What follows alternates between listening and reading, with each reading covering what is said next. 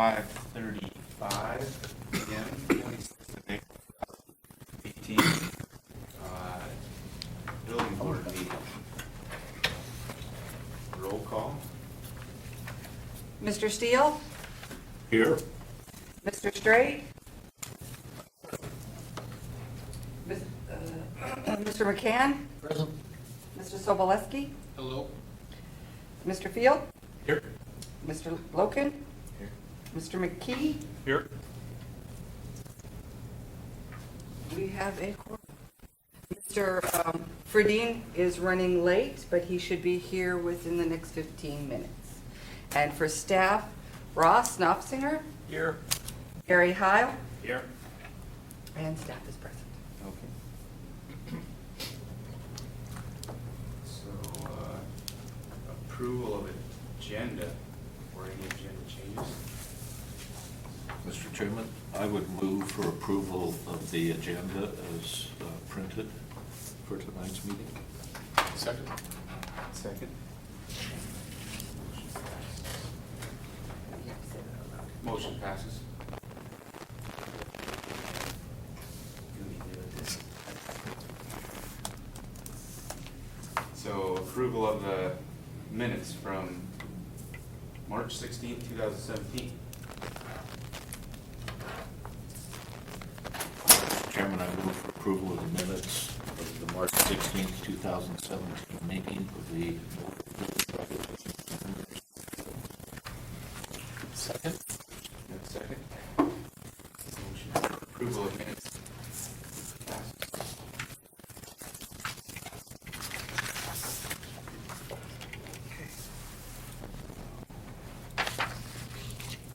We can move on to elections. This just follows, gives you an idea if it's demo meeting and more items. I'll follow this. New business, elections. We need to elect a chair and a vice chair. So to start, we would need to nominate for a chair. And then motion second, et cetera. Mr. Chairman, historically, we've seen the rise of the vice chair to the chair. And so with that in mind, I'd like to nominate Tyler Loken for chair for the next period. Second. We'll see if we make it through this one. This is like here. Yes.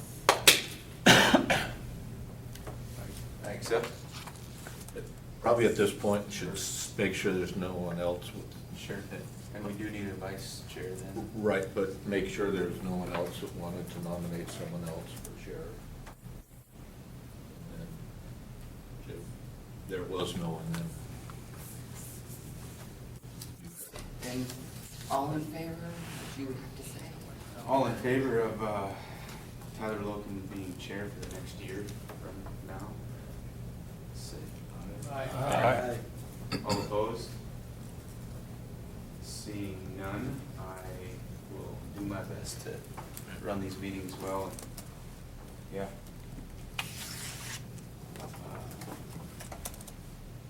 So to finish up, vice chair.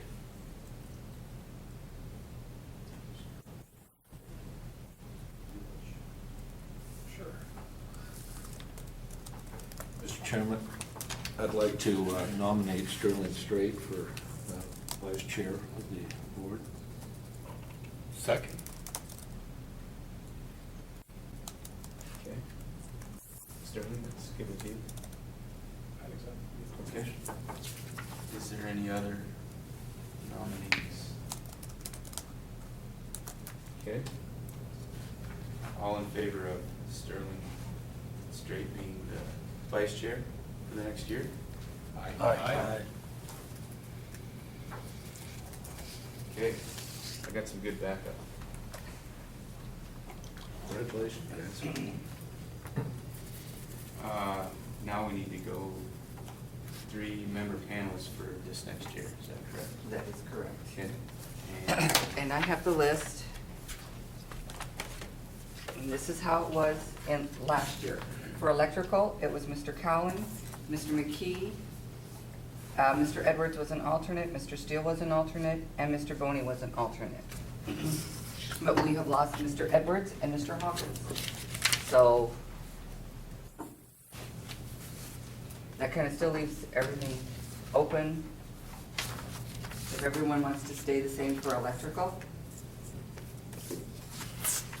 Or does anyone want to be added?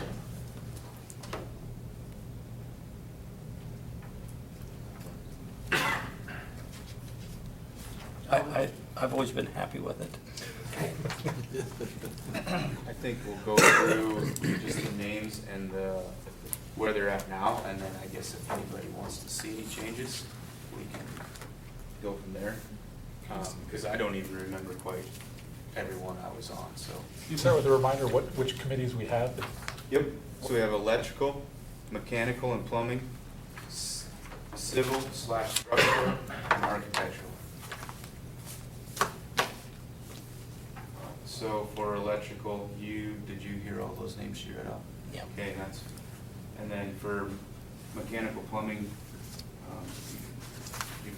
Okay, we had Mr. Fredine, Mr. Soboleski, Mr. McCann, and alternates were Mr. Hickle and Mr. Loken.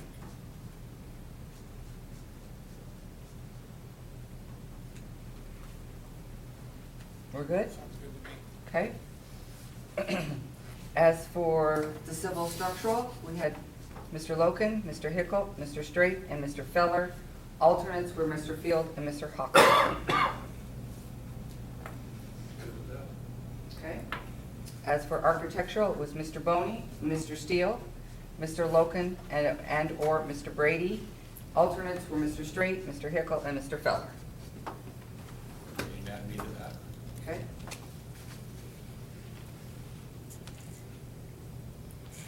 Okay. okay. I'll send this out to everybody tomorrow. Reports from the staff? So permit valuation, we're about 80% of where we were at this time last year. So we've been trending downward for 3 or 4 years now. So kind of hoping this is the rock bottom year, but the perfect storm of, no government spending, no federal, state, or local spending and whatnot. We're still seeing a fair amount of renovation type work. Obviously, the new buildings probably is, the piece of work that's probably slowed down the most. And consequently, plan review times are pretty good.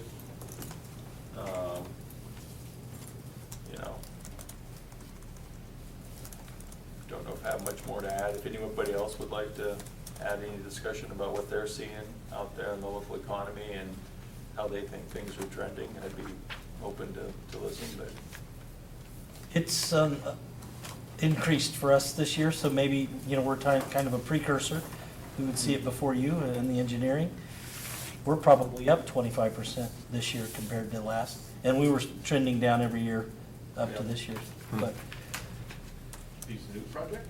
Excuse me, not new projects. not new but buildings. New renovations. Yeah, a lot of renovations. Okay. We've got a few new buildings, probably a bit of that's the valley. They're doing pretty good out there. Good. No, I don't have that. I just. But you're doing probably I private. bought it out. Private one. Yeah, yes, private. Yeah. So I feel like, it feels like it's increasing. I was even thinking of hiring somebody, so. Yeah. You need an editor? You'd be a little overqualified. Gary, you got anything to add? Not really, but maybe it might be noteworthy that structural lead, Mitch Blackburn retired and Donnie Hickle has taken a position last week. I don't know if all of you are aware too, that Hans Giesler, Chief of Inspections, retired. And so Gary's the acting Chief of Inspections right now. I'm the acting building official right now. I believe the position is open, and there are candidates who who the administration may be talking to, but I'm not involved in that process. So I don't really know what the status of that is.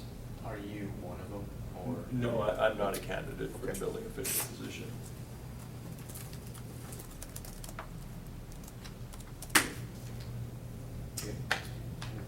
I do have a couple of things. You know those lovely forms that I usually send out around February, the disclosure of interests and conflicts? The assembly earlier this year, or at the end of last year, actually changed it so we don't, the people who are already on the board do not have to fill those out anymore. It's only new members coming on, so we can wipe that out. And then, there was a slight change. I did send that out to everybody in an email that the assembly voted on last night regarding excused absences and unexcused absences. Craig Fredine did testify last night, and they did modify a part of their, what they were recommending. And because our board may only meet like once a year or something like that, it does kind of hinge, you know, on excusing and unexcusing. But they did note that absent from 3 regular meetings without an excused absence. So what you have to do, if you're not going to show up or you're not in town, email me and CC Tyler, the chair. No, I don't mean this to sound childish, but what, excuse. You just want to be notified If that I'm you won't sick? be attending. Exactly. Do I have to come up with a good lie, or? Doctor's note. Doctor's note, right? Like Mr. Feller, who parents is stuck in King Cove, he has a good excuse. So would you say Mr. Ferdine's excused currently for his absence? There he is right there. Yeah, there you go. Yes.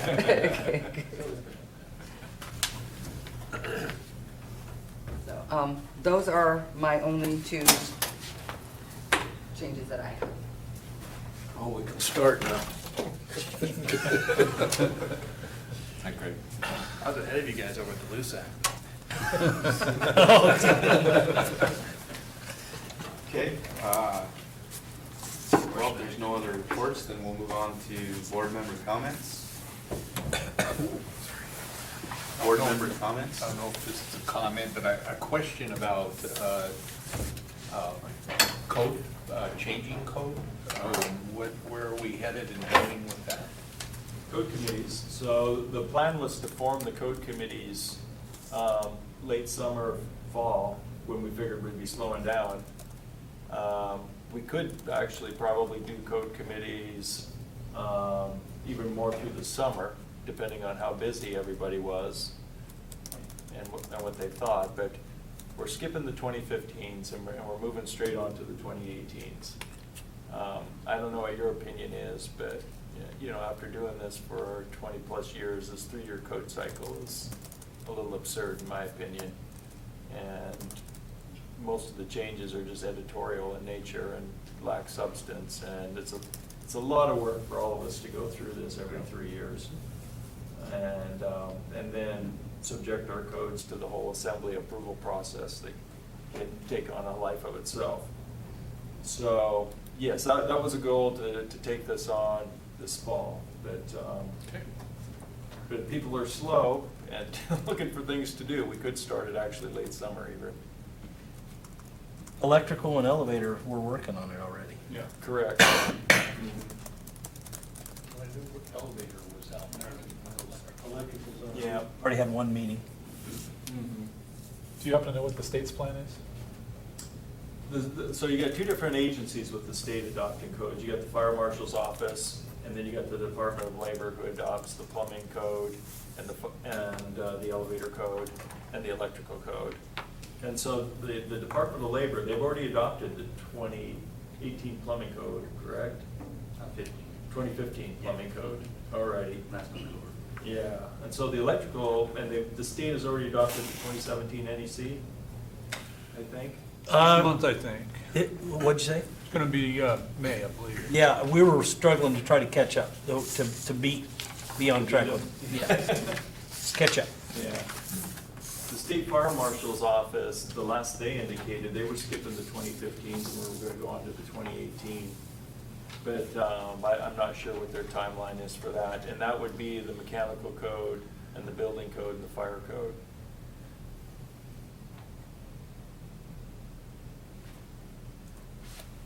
It only makes sense to go to 18, it's already 18, you know, and it would be silly to adopt 15. Yeah. It doesn't make sense. So, and I think we got late on the 2012 as it was, you know, kind of came in late. And, so yeah, I think it's a great idea. Okay. Being on code review committee side, I would be excited to go to 18, and then if we can stay there instead of a 3-year cycle, that would be a 6-year. I mean, like you said, I don't know how many major changes there are, but we can barely keep up with the last one, let alone the new one, so Yeah. I don't think I'm the only one. It's interesting on a national level. I think ICC is getting a lot of heat about the 3-year code cycle because they're starting to devote resources to selling the message of the necessity of a 3-year code cycle. They're marketing the need for a 3-year code cycle. So I think other jurisdictions are saying this is, you know. Sell more books. Exactly, it is. They sell books. Well, it's constant change. You can't even keep up with. I mean, who knows what's. And training classes and, Yeah. I've wished for a long time that the AT go to a Yeah. four-year cycle. I don't think it's needed every 3. I mean, ASCE 7, the structural code, is on like a 5-year code cycle. So, So has there been any comparison to 2015 published and the 2018? Just a glimpse to see if, by jumping, are we gonna have to buy both sets of books to track changes, or? you know, that handy dandy significant change book that compares, you know, Yeah. the 12 to the 15, there probably won't be such a thing. But we might be able to get some sort of materials from ICC. About a month ago, I sat in on a code update class where the instructor focused on 2012 to 2018. But a lot of the significant changes actually happened in 2015. Right. So that kind of had to be brought into the loop. Because in terms of looking at the 18, it won't have any margin markings, right, for the 15? Yeah, and I don't really foresee it being that difficult for us, but it will take a little more effort than to just look at the significant changes text. No, I think it's the right thing to do. I'm just wondering if a lot of changes. Do you guys have any input on when we should start those? He said maybe earlier in summer. I would still think I'd rather see a fall date. Just summer's. Volunteer standpoint during the summer. I have the flexibility. I have gotten lobbied by a couple of people with the fire plan review suggesting maybe earlier, and I think it relates to probably the situation you're in with a lot of staff availability in terms of being able to do it. And I can remember the first code cycle I did was in 1997, UBC, UMC, all that stuff. And we actually did do code committees in the summer back then. So, I mean, they stretch out over, I think, a long enough time that if you missed a meeting or two, you could catch up. But obviously, I'm lobbying for, sounding like I'm lobbying for the summer. I can go either way. I can see from the builder side, residential type, framing type builder, yeah, you are busy in the summer. Yeah, it's a tough tough deal. Some trades though, like electrical trade, they might actually be more busy. We're far more busy in the fall. Yeah. There's probably not really necessarily a great time. We could just take it and run with it. So,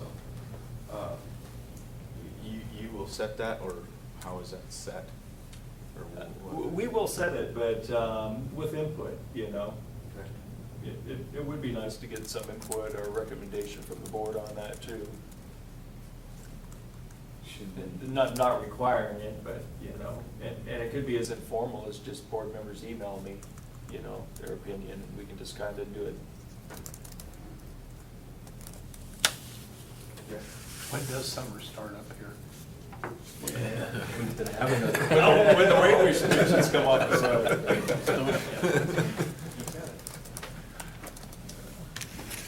Any other comments from the board? Just about the ASCE 7, where's that in the mix of all this? That kind of gets brought in because of its reference in the IBC, but. Yeah, so that's a reference standard. It's a reference standard under the IBC. So that's not a code that we review and make amendments to. But is it just whenever a new one comes out that it's kind of just assumed into the body? No, so when the IBC references an ASCE, they reference a specific year. And so because of that, it's always kind of like lagging behind. I'm not sure what the 2018 IBC reference is, but it might be the 10 ASCE 7, I'm not sure which one, but yeah. And then it's the same with NFPA 13, that's a standard too, that's referenced by the building code and the fire code. And every once in a while, the fire marshal will get too clever and they'll change that reference standard. Confuse us all.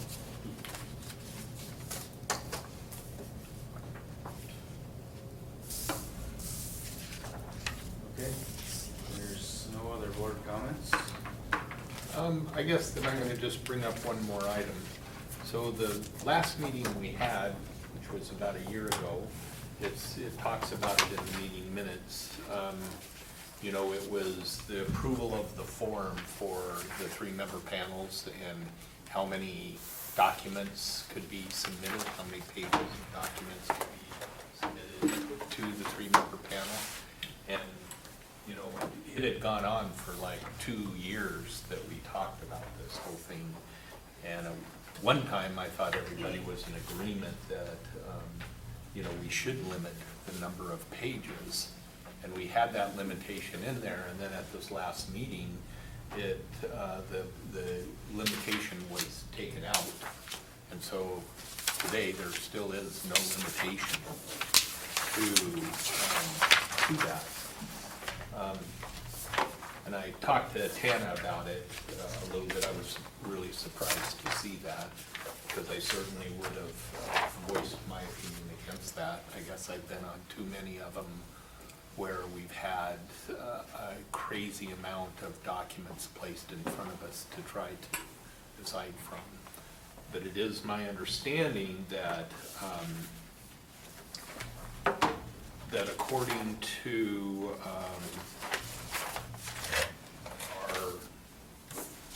the municipal attorney, that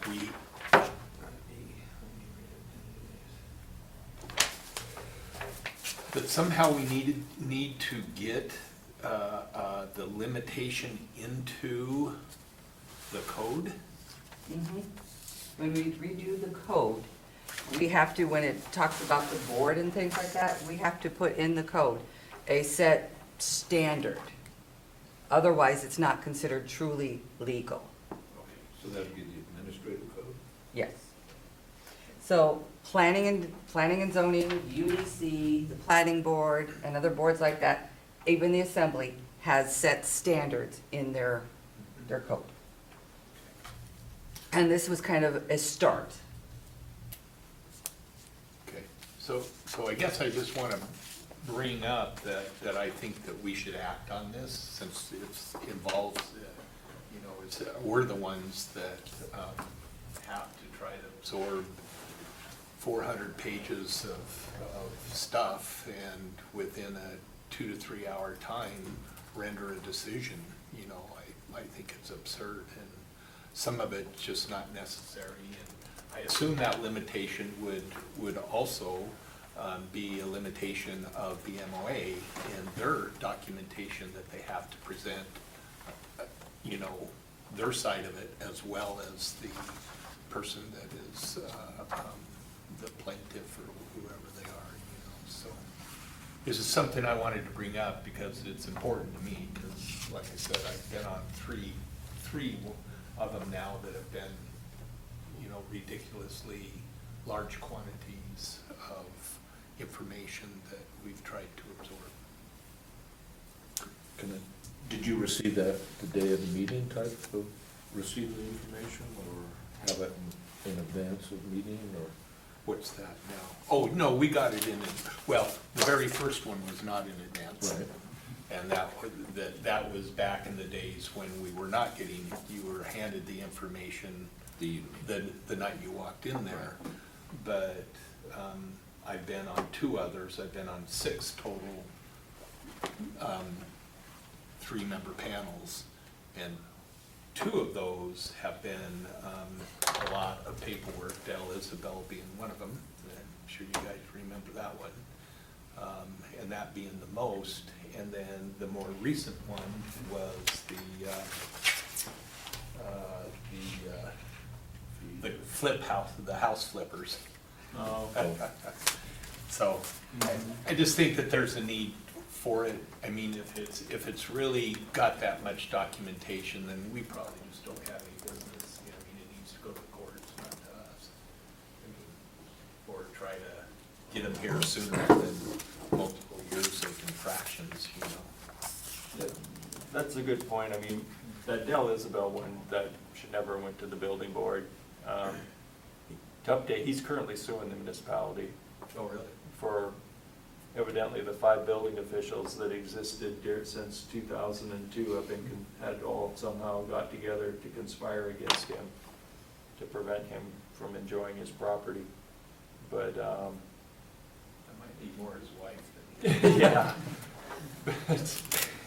Yeah, that was, and the attorney shows up and he just like overwhelms everybody with, you know, that's an attorney tactic, I think. I think we just gotta be careful that when we put hard limitations or stipulations on people, that they would probably, like Tana said, they'd have to be an ordinance that was actually adopted by the assembly, you know, in order for it to hold the weight of law. Right. Yeah. Maybe it might be a better effort to let the 3-member panel kind of decide that there's more information here than we can absorb, and so you can go above us, and type of thing, on a case-by-case basis. You know, you always have the option of, if it's of the day of the meeting, just postpone it. I mean, it might take a higher percentage of the vote, but that is a way, an effective way that the board could push back for that kind of last-minute dumping of paperwork. And the basis of the postponement is to be able to digest this before deliberating and discuss it. I tend to, and when we talked about this subject, I was one that was advocating no limit, just because I think if you start getting into. I was advocating it. He was very convincing. It worked. Son of a bitch. My perspective is that some issues need a lot of paperwork to graphically present what's going on in an appeal. And to try to limit that, I'd rather have the ability to get good range of graphics and the like, and it opens up to the potential of either, as Ross pointed out, a lawyer-type tactic of dumping tremendous amount of paper on it. But I'd rather have a complete kind of picture of it that I can take in and digest and then listen to and then deliberate on versus, one piece of paper that, okay, I've got to do an appeal, and I do a hand scribbled thing, and we're supposed to imagine a lot of this stuff. I kind of differ in that way, in that I think that the narrative, that we had allowed a 5-page narrative. And to me, most of what should be brought to us could easily be explained within that 5-page narrative, and then we had allowed X amount of sheets of supplemental information. And it just kind of seems to me that instead of us going through 100 pages to pull out everything, it should be their responsibility to go through that 100 pages and put it into their narrative in short form, rather than us having to filter through all of the documents. Okay. It's kind of, would be my position on Well, right now, this form is recognizing what, 5-page narrative, and there's no limit on attachments, right? Correct. And so that was probably developed out of the previous discussion. Right. And so now we're at the issue of this 5-page needing to have assembly approval? No, of the limitation of the rest of the document. Okay. The What is limitation. your limitation on it, or what was the proposed limitation? I'm gonna go back and look, but I think we had like 20 pages total, or 21 pages. I don't remember exactly, but I could go back and look and see, but it was in that neighborhood. This is recommended. Doesn't take much of a lawyer to get around that. We had to write it this way because of how legal Sam was telling us. Sure. We could only make suggestions to get it started. And when we go to rewrite the code, administrative code, we could formalize it more there. But this is So- kind of giving them a heads up, this is what we're hoping to accept and accepting. Now, if, like, we got a case like the Isabels where they dropped the 5-inch binder on us again, the night before, you have that right to call me, email me, and say, we want to have more time to read this, we're going to move it out a week. So, I think that still doesn't get clear to his point, which I understand, is that I'm there to help summarize. I'm gonna take the summary of this, I'm not going back through that whole thing. And maybe I need to look at what it's called to be a building board member, but I don't believe that I should sit here and read 400 pages of somebody's way track deal. I need to make a decision, and I need the best information to help make that decision, correct? Correct. So, a limit, I think, I would support a limit of sorts, but we'd have to know what that limit would be if we don't know what that limit is right now. We'd have to quantify that, I mean. I can go back and, well, actually, I mean, you could right now make a statement like material submitted in support of an appeal shall be directly relevant to the appeal and should not exceed 20 pages. I mean, you really haven't changed anything. You've just kind of, Give him a big fat hand. yeah. And I think that So- 20 pages was on top of the 5-page. Do you guys ever see an instance where you're gonna need more than 20 pages? Oh goodness, I'd probably smack my staff around if they felt they needed more than 20 pages. I mean, I'm going back to, the biggest one I remember that, in terms of paperwork, was the Diamond High sprinkler system in the main spaces. And that was fire department taking on the school district. Oh, the clouds? Yeah. There was a lot of paper with that, Yeah. from both sides. Yeah, if I were in charge of the appeal, and if I couldn't get my argument down to 20 pages or less, I think I've lost the thing. Yeah. I mean, I got a weak argument if I got a.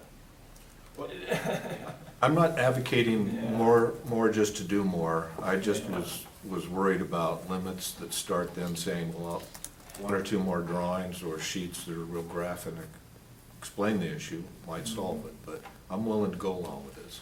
I'm just saying, I think as a tool, we've always had the ability to postpone it, and that message gets across real quick. Well, a code book can be part of the supporting documents, and that's certainly more than 20 pages. In fact, we had a panel where we had 2 different code books that we had to thumb through a few pages to get everything wrapped around on that. I would propose a 20-page limit without prior approval. And then that way, if they really felt there was a need, they could get approval to bring on more because of some certain reason, and then, Auto, though. That's an automatic, everybody's gonna do that, though? I would Well, say. no, I mean, we they're could- gonna take that. they're gonna without take that prior option. approval. We could say, why? No. You're just dumping on us. I mean, I mean, it'd give them an extra step that they would have to go through. Well, remember, I think this limitation will also apply to the MLA in their response to this too. so. But like you said. Or it he's- should, I mean, if we're gonna limit them, then, that your documentation should be limited too. And actually, in the last case I was on, I thought this was already a done deal. I didn't realize it. And so when you sent us that stuff, you had like 45 pages or something. I go, wait a minute, you can't have this many pages. It says right here. And I go to read it, I went and looked it up on your website, and it was gone. It wasn't there. And this was on the notice of permit record, or the assessment of fees and fines? Yeah. To be honest with you, I never even looked at what they submitted. Because it was such, I didn't care what they submitted. Yeah. It was, here's our position. But, And I- What do you propose, or, so from here, we? Well, I think, I We'd don't have to know go when down the and- next, I guess, again, it takes someone to add the language in here, an agreement of what that language is, of what the page limitation would be, in addition to the 5-page narrative. Won't that occur after the review of the code cycle, the 18? Yeah, to put anything hard in here, yeah, we do that as part of our code adoption process when we look at the admin code. Unless you wanted to But, push but- on. but you can change your recommendations right now. Yeah. You can tweak your recommendations right now if you wanted to. Okay. This also, this piece of paper is, this is and for the board as well, not just 3 panels, but it's also for the full board. Correct.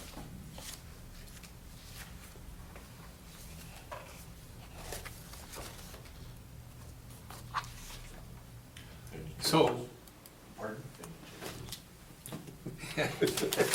well, I guess that I want to add the limitations back in, and if we, if everybody agrees, that's what I would like to do, is put the limitation back into here, and then have it adopted appropriately is what I'd like to do. And I'll go back and look, and maybe you can, Tana. I know I've got what we had done before. I think I saved what was suggested out and then emailed out to everybody. And unfortunately, I only received 2 comments. So if everybody can make a comment or say they have no comments and send it to me, that, when I send it back out, that'll work. Oh, yeah, you can send it back out again then, what we did have. That'd be awesome, yeah. But we won't be able to finalize it unless we have a formal meeting. Right, understood. One challenge you may come up with this, and maybe I'm missing it, but read through the 2310-103, the section that talks about the building board. Nowhere in here does it say specifically what goes in the appeal. So there's not really an easy place to go to and point to this section, just add a note, here's the limit. All it says is there shall be a board that people can appeal to. So it's not just gonna be a matter of adding a bullet point in here somewhere, we're gonna have to do a little bit more wordsmithing with that. There is a section, isn't there, on appeals? Well, there's also the municipal code of regulations, 2310R or whatever, where there's more specific requirements relevant to the board. And we really need to take a good look at that during the next code hearing, because there's probably a bunch of out-of-date stuff in there that hasn't been tweaked since I've been with the community that I'm aware of. And that's not hard code, though, the aspect that you guys can change that. I think that still has to be changed to the assembly. I Yeah. don't have that part right now, I just have the Title 23. But if that would be where it, right now, gives direction for how to do the appeal, then we would want to look.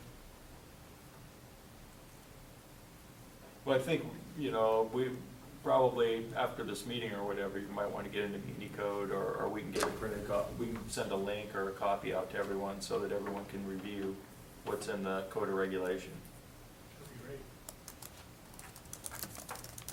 That would be good.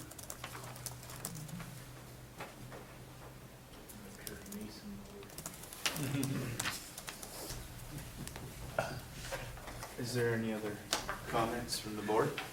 Thank you, Rob. I have a comment that last discussion makes me wonder. And from my perspective, we had a meeting a little over a year ago, and I haven't heard of any other meetings till now. So have there been 3-member panel meetings in the meantime? Is there, I think First we question, may just have for had one information. or two 3-member panels, and that's been it. my second question then is this something that we want to send out for information for the rest of the board of, hey, there was a 3-member panel met on this date about this, just for general information, so we're aware of what's going on? I do post every meeting on the website under the building board. I don't want to end that, don't check. Too often. But it wouldn't hurt to give all the board members a heads Yeah. up that a 3-member panel hearing is gonna be held on a certain date. And then after the meeting's held, just send them out, the meeting was held and here's the result. Whether they, either side appeals it to the full board or not, it just informational wise, yeah. But however, we have to make sure we don't show up at that meeting about it until it comes to the full board, if it does come to the full Otherwise, board, right? it'd be, what, that ex parte or? Yeah. Yes. Yeah. But it would be nice to know that it did go there, so that we don't happen to run into them in the grocery store, and they start talking about this after it's on its way. Yeah. So then we end up ex parte, and they go, oh, this person right here. Knew about it. Okay? Okay.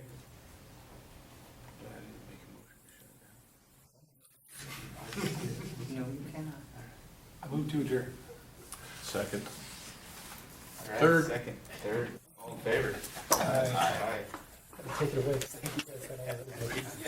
You just stop.